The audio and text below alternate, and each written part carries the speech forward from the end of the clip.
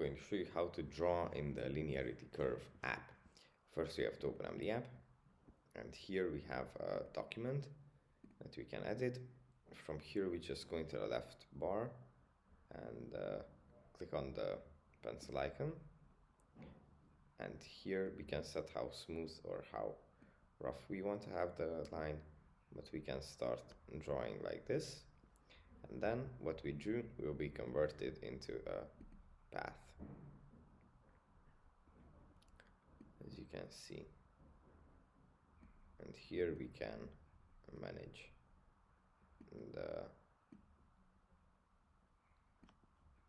path like this. We can do a few adjustments, and then the line becomes a bit more expressive. And yeah, that's basically it for this video. I hope it was helpful for you guys, and I'll see you in the next one. Bye.